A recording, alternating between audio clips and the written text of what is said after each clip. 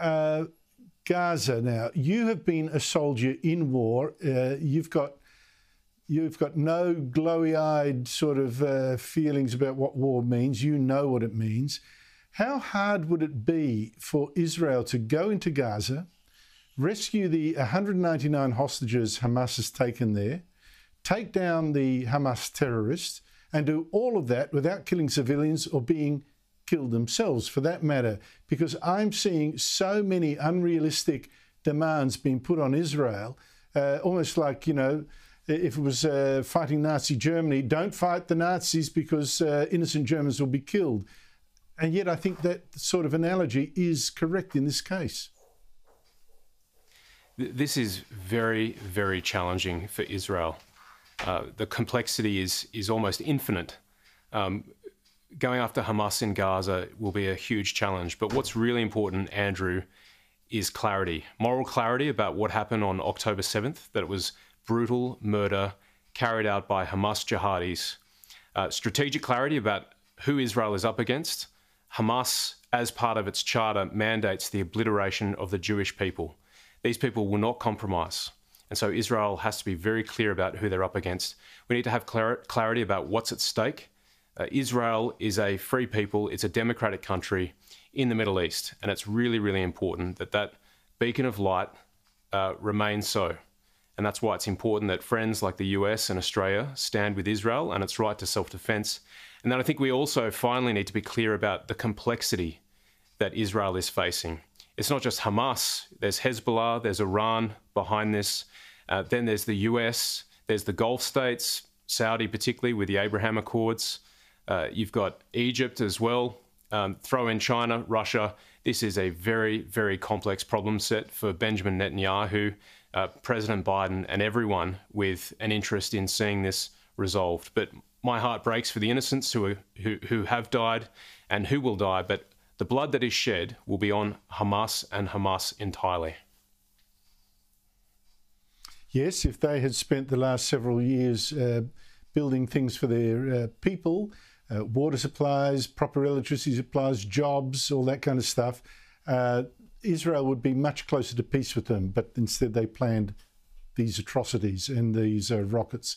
Should the Prime Minister today have said clearly that the evidence suggests that hospital in Gaza that went up in flames was not hit by Israel, it was a Palestinian rocket, because it was ambiguous yesterday, and I think the danger of not tackling that lie that it was Israel that did it is highly inflammatory.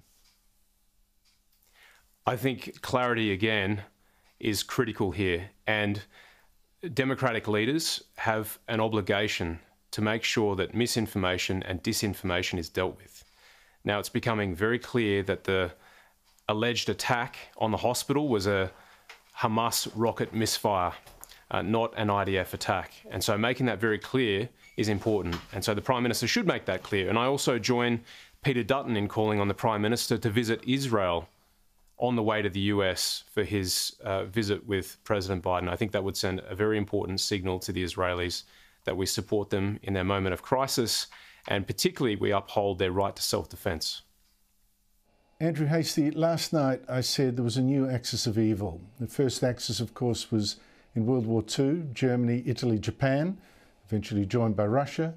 This one is Iran, China, Russia, North Korea, and they're involved in wars or would-be wars everywhere.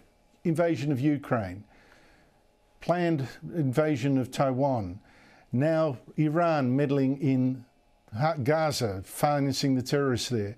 Are you worried that from all this we could get a new world war?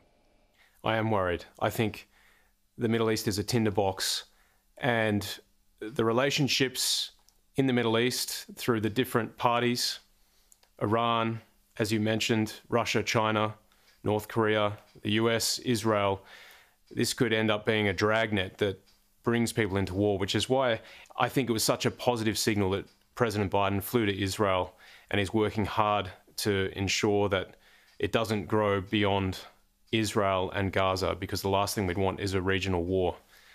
So, look, it's going to be a very challenging couple of weeks and months ahead. This really is a moment for the free world. Authoritarian powers are on the move. They are actively undermining the rules-based order, which we have prospered through, which has guaranteed our security for the last 80 years. So it's really, really important that we get through this, and that's why I support and stand with Israel in their right to self-defense, particularly against barbarism that we saw from Hamas, where babies were beheaded, innocents were slaughtered, and it was all unprovoked. And that's got to be very clear, and we've got to keep that at the front of our minds going forward.